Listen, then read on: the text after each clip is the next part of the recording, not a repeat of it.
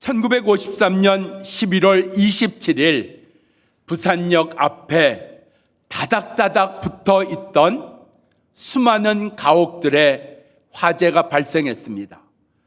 그래서 수천 채의 집이 그야말로 한순간에 잿더미가 되었습니다. 그걸로 집을 잃은 사람들이 3만여 명 길거리에 나앉게 되었습니다.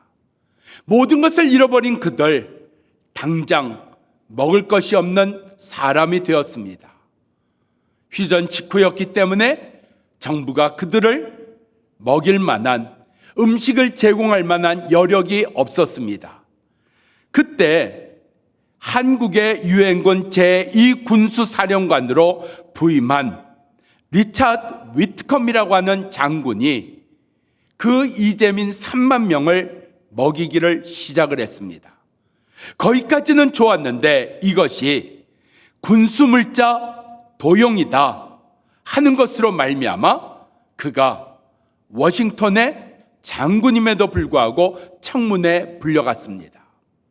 어떻게 군수물자를 이렇게 전용할 수가 있느냐 하는 질문에 대하여 위트컴 장군은 전쟁은 총칼로도 하지만 그 국민을 위하는 것이 전쟁의 승리를 가져오는 겁니다. 그리고 다시 한국으로 돌아오게 됩니다. 한국에 돌아온 위트컴 장군은 수많은 병자들과 환자들이 있는 그 상황 속에서 160병동이 있는 3층 병원을 짓기 시작합니다.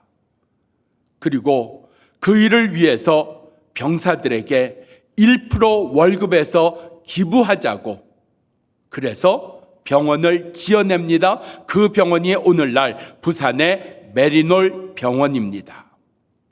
또한 위트컴 장군은 이승만 대통령을 찾아가서 앞으로 대한민국의 청년들을 위해서 대학교를 짓자고 그래서 그는 50만 평의 무상으로 대지를 받습니다.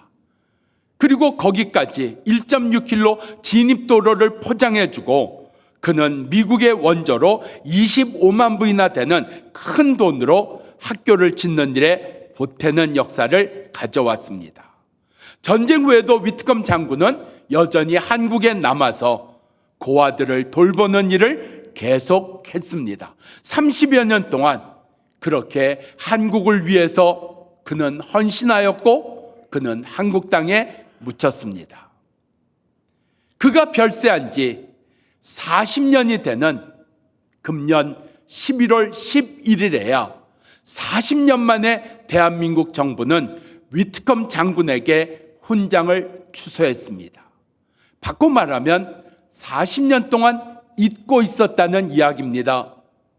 다른 나라 사람이 이 땅에 와서 30년 이 땅의 가장 어려운 때 환자들을 위해서, 젊은이들을 위해서, 고아들을 위해서, 연약한 자들을 위해서 그렇게 수고하고 헌신한 것을 대한민국 정부는 40년이 지나서야 감사하는 일을 가졌습니다.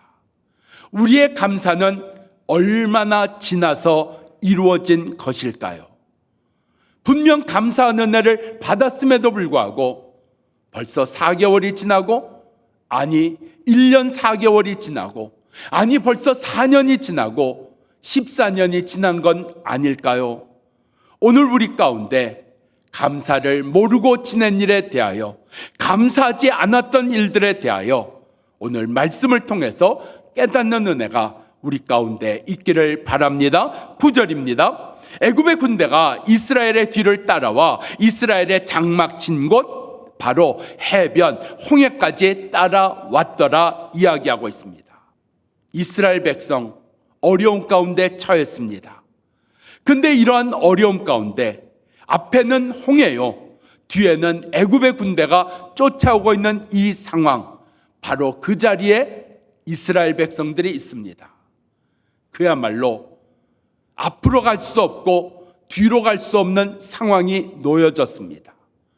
이런 상황 속에 걱정하고 염려하고 불안해하고 원망하는 것이 당연한 것 아닐까요?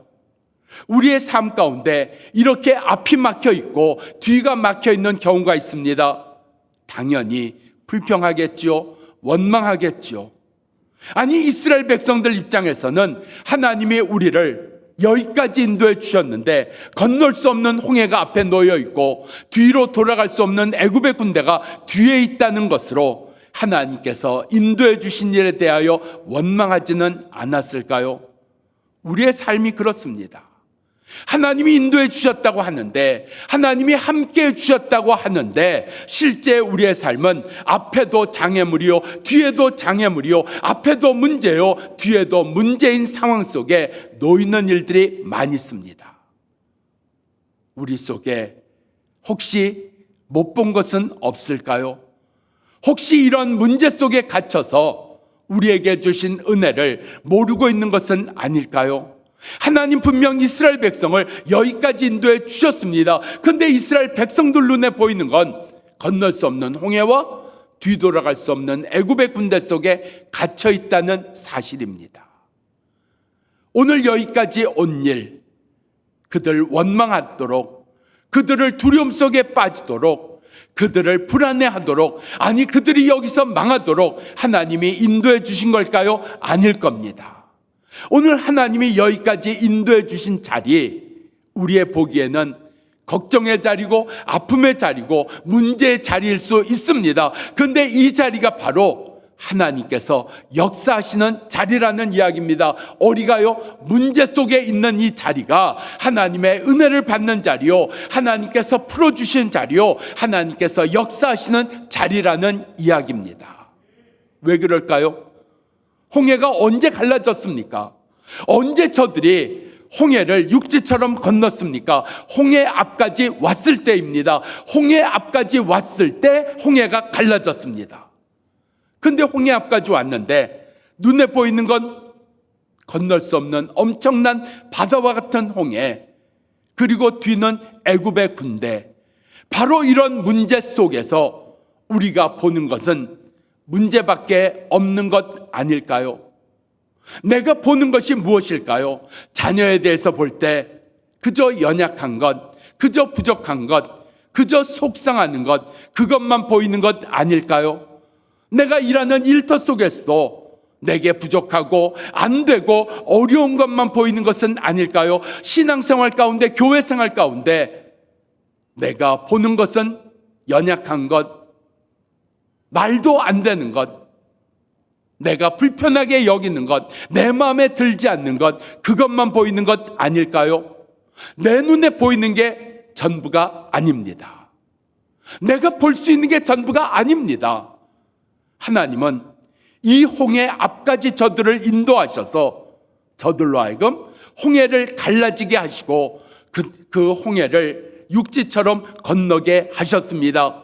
우리가 보기에는 문제의 자리입니다.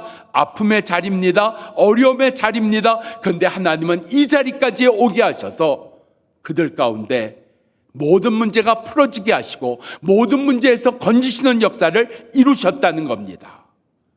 홍해를 건너므로 말미암아 그들이 홍해는 건널 수 없다고 생각했던 것 해결하셨습니다. 홍해를 건너므로 말미암아 뒤쫓아오는 애굽의 군대가 그 홍해 속에 다 수장되어 버렸습니다. 앞과 뒤의 문제가 한꺼번에 해결되었습니다. 모든 문제가 다 풀어졌습니다. 어디서요? 우리가 불평하던 자리에서요. 이스라엘 백성이 원망하던 자리에서요. 이스라엘 백성이 알지 못했던 자리에서 하나님의 역사가 일어났습니다.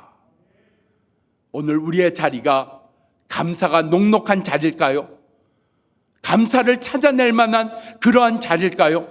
감사의 여력도 없고 감사의 어떤 이유도 없는 그런 앞과 뒤가 꽉 막힌 자리에 우리가 있는 것은 아닐까요? 그래서 감사가 없다고 스스로 감사해서 벗어난 인생은 아닐까요? 그런데 하나님은 바로 그 원망의 자리에서 역사하셨습니다. 바로 그 문제의 자리에서 하나님은 일을 이루셨습니다. 바로 그 아픔의 자리, 두려움의 자리에서 하나님은 앞과 뒤의 모든 문제를 다 해결하셨습니다. 오늘 우리의 감사가 여기에서 시작돼야 됩니다. 불평의 자리에 하나님의 역사가 있다. 원망의 자리에 하나님의 역사가 있다.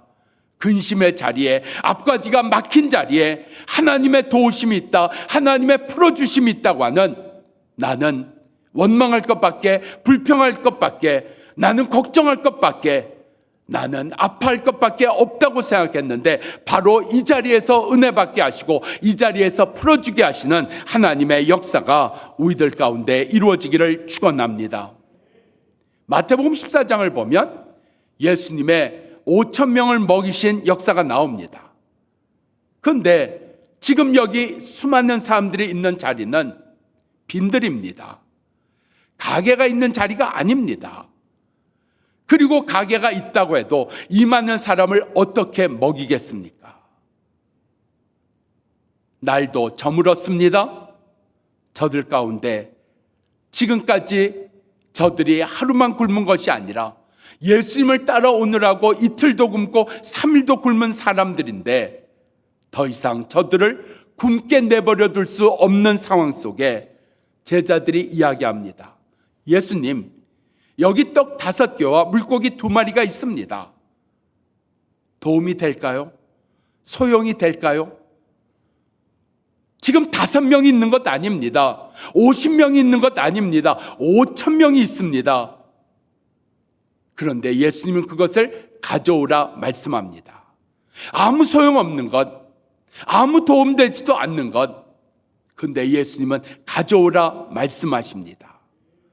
그리고 거기에서 5,000명을 먹이십니다. 사람은 이렇게 많은데, 5,000명이 넘는 사람들이 있는데 우리에게 있는 것은 물고기 2마리, 보리떡 5개밖에 없습니다. 이건 불평의 이유가 되는 겁니다. 원망의 이유가 되는 겁니다. 근심의 이유가 되는 겁니다. 우리 속에 두려움의 이유가 되는 겁니다.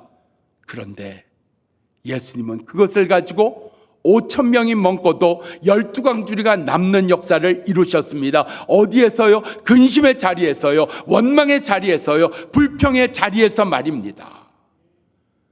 우리 삶 속에 우리가 모든 것을 다 깨달은 자리에서, 하나님 앞에 영광 돌리는 자리에서 하나님의 역사가 일어날까요? 그런 자리에서도 일어나지만 우리가 근심했던 자리, 두려워했던 자리, 아파했던 자리, 원망했던 자리에서도 얼마든지 일어나는 이 하나님의 역사를 기억하는 자 되기를 바랍니다. 그 하나님의 은혜를 깨닫는 자 되기를 바랍니다. 그 하나님의 역사가 우연이 아니라 하나님의 일하심이요 하나님의 은혜라고 하는 것이 우리 속에 불평이 바뀌어 감사가 되고 원망이 바뀌어 하나님을 찬양하는 역사가 우리 가운데 이루어지기를 축원합니다. 계속 이렇게 살면 안 됩니다. 계속 이렇게 불평으로 살면 안 됩니다. 계속 원망으로 살면 안 됩니다.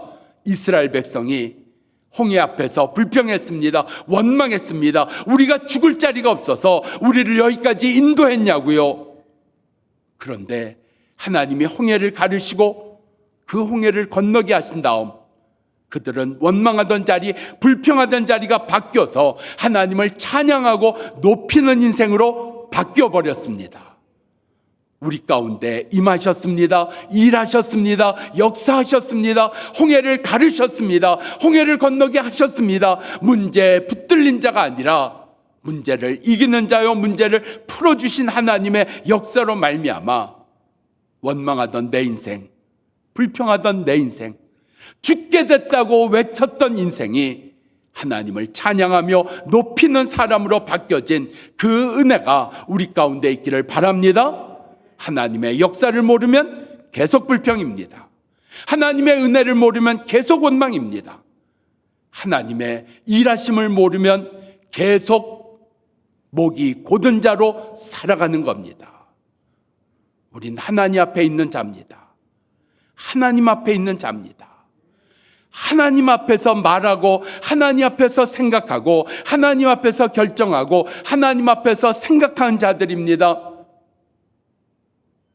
자녀가 부모 앞에서 할 말, 못할 말이 있습니다. 부모 앞에서 할 일과 못할 일이 있습니다. 우리가 하나님 앞에 있는 인생인데, 하나님이 이것을 다 보고 아시는데, 하나님 은혜를 베풀어 주셨고 하나님이 역사해 주셨는데, 아직도 나는 계속 불안입니까? 아직도 나는 계속 두려움입니까? 아직도 나는 계속 의심입니까? 아닙니다. 우리 가운데 이루신 홍해를 건너게 하신 이 역사, 앞과 뒤의 사방의 문제를 해결하게 하신, 사방으로 우겨쌈을 당하여도 우리로 쓰러지지 않게 하신 이 은혜로 말미암아 오늘부터는 깨닫고 감사하며 찬양하는 자로 살아가는 은혜가 우리 가운데 주어지기를 축원합니다. 하나님께서 모세에게 이르시되 지팡이를 들고 내 손을 내밀어 바다 위로 내밀어 홍해 위로 내밀어 홍해를 갈라지게 하라. 이스라엘 자손이 이 홍해 가운데 육지로 건너리라 말씀합니다. 하나님이 모세에게만 말씀하셨을까요? 아니죠. 나에게도 말씀하셨습니다. 지팡이를 들라고요. 손을 내밀라고요. 하나님 우리 가운데도 말씀하셨습니다. 기도하라고요. 믿으라고요. 하나님 앞에 나오라고요. 말씀하셨습니다. 그런데 하나님, 홍해입니다. 시냇물이 아닙니다. 홍해입니다. 시냇물도 내가 손을 든다고 멈춰지지 않습니다. 갈라지지 않습니다. 근데 홍해가 내가 손을 들고 지팡이를 든다고 갈라지겠습니까? 우리는 손을 내밀지 않았고 하나님의 말씀대로 하지 않았습니다. 기도하라고 하셨는데 기도하지 않았고요. 하나님 앞에 나오라고 했는데 나오지 않았고요. 하나님 앞에 무릎 꿇어야 될 시간에 무릎 꿇지 않았습니다. 내 인생의 홍해는 왜 안 갈라질까요? 하나님 분명히 모세에게 말씀하십니다. 내 지팡이를 들고 홍해 위에 내 손을 내밀라고요. 그러면 홍해가 갈라질 것이라고요. 내가 지팡이를 들었습니까? 내가 내 손을 내밀었습니까? 말씀대로 기도했습니까? 말씀대로 순종했습니까? 내가 하나님 앞에 나아가기를 즐겨했습니까? 하나님 앞에 나가 예배하는 일을 기뻐했습니까? 나에게 하나님 전에 올라가자, 하나님 전에 올라가서 우리가 예배 드리자 할 때 내가 기뻐했습니까? 내가 감사했습니까? 귀찮아하진 않았습니까? 싫다고 하진 않았습니까? 바쁘다고 하진 않았습니까? 됐다고 하지는 않았습니까? 홍해 안 갈라집니다. 내 인생의 홍해가 안 갈라지는 겁니다. 그런데 모세는 순종했습니다. 말씀대로 했습니다. 홍해가 갈라졌습니다. 오늘 이 홍해가 갈라지는, 이슬 앞에서 홍해가 갈라짐으로 말미암아 모세의 순종으로, 모세의 쓰임받음으로 말미암아 홍해가 갈라짐으로 모세만 홍해를 건넜습니까? 아닙니다. 수십만의 이스라엘 백성들이 홍해를 건넜습니다. 한 사람의 순종이, 한 사람의 간구가, 한 사람의 헌신이 이렇게 소중한 겁니다. 나는 누군가가 구원받는 일에, 누군가가 은혜 받는 일에, 정말 교회가 부흥하는 일에 그 한 사람이었습니까? 오늘 나에게 누군가를 위해서, 이 시대와 이 백성들을 위해서, 우리 성도들 위해서, 우리의 다음 세대를 위해서 너는 홍해 앞에, 문제 앞에 너는 손을 내밀라고 지팡이를 들라고 하실 때 지팡이 든다고 되겠습니까? 손을 내민다고 되겠습니까? 기도한다고 되겠습니까? 내가 헌신한다고 되겠습니까? 나도 못 건너고 남도 못 건너게 만드는 자 아닐까요? 오늘 말씀하십니다. 내 손을 내밀라고요. 내 지팡이를 들라고요. 기도하라고요. 주님 앞에 나오라고요. 오늘 우리 가운데 이 말씀대로 따라함으로 말미암아 홍해가 갈라지는 역사, 그리고 하나님께서 나만이 아니라 함께 수많은 자들을 건져내시고 은혜 받게 하시는 역사에 오늘 손을 내밀고 기도하고 하나님 앞에 순종하고 기뻐하고 감사하는 자 되기를 바랍니다. 우리가 왜 못하는 것일까요? 우리의 생각 속에 뭐가 있을까요?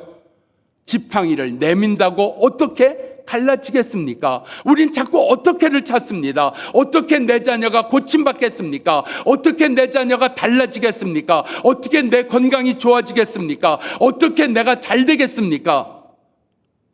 어떻게 답 줄 수 있는 사람 없습니다. 성경도 어떻게에 대하여 답 주지 않습니다. 근데 우리 가운데 이렇게 말씀합니다. 어떻게가 아니라 누가 하는지를 알아야 할지니라. 홍해를 누가 가르는지 알아야 할지니라. 너의 인생을, 너의 앞에 있는 문제를 누가 푸시는지 알아야 할지니라. 어떻게 문제가 아니라 누가의 문제입니다. 홍해가 어떻게 갈라졌냐 모릅니다. 그러나 우리가 아는 것은 하나님으로 말미암아 갈라졌습니다. 하나님이 갈라지게 하셨습니다. 내 인생의 문제 어떻게 풀어주는지 모릅니다. 그러나 하나님이 푸십니다. 하나님이 풀어주셨습니다. 하나님이 해결해 주셨습니다. 하나님이 해결하실 일을 내가 해결하려고요? 아니요. 우리 속에 하나님만이 홍해를 가르십니다. 하나님만이 내 인생을 여십니다.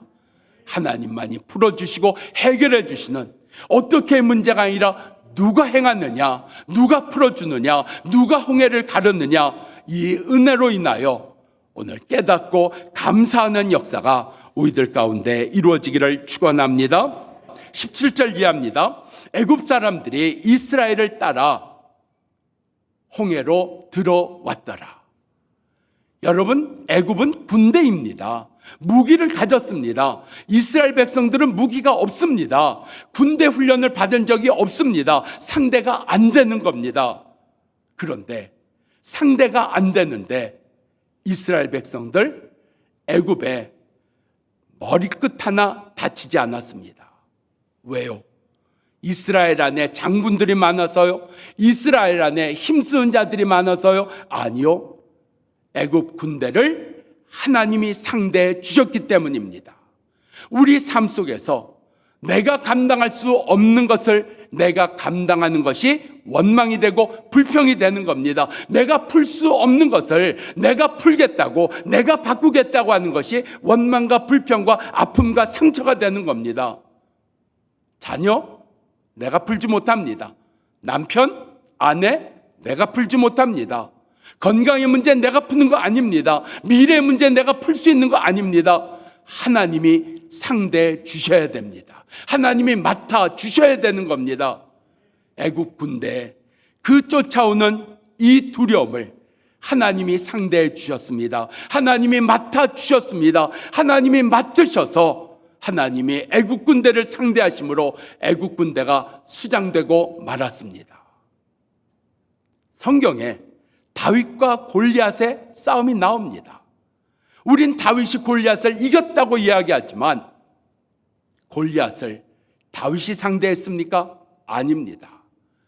골리앗이 아무리 장수고 아무리 건장한 사람이고 아무리 장수 중에 장수라고 할지라도 그 골리앗 하나님의 상대 될 수 없습니다. 하나님이 골리앗을 상대하신 겁니다. 하나님이 이기신 겁니다. 이 한 해 하나님, 내가 풀 수 없는 일들을, 내가 감당할 수 없는 일들을, 내가 바꿀 수 없는 일들을 하나님, 내가 하겠다고 교만했습니다. 하나님이 상대해 주셔야 되는데, 하나님이 맡아주셔야 되는데 하나님이 자녀의 문제에 맡아주시고 하나님께서 상대해 주심으로 말미암아 나는 육지를 걷듯이 나는 홍해를 건너온 자, 그 은혜를 받은 자입니다. 우리 가운데 이 문제를 담당하시고 맡아주신 나의 하나님, 그 하나님으로 인하여 찬송과 영광과 감사가 우리 가운데 넘치는 귀한 날 되기를 축원합니다.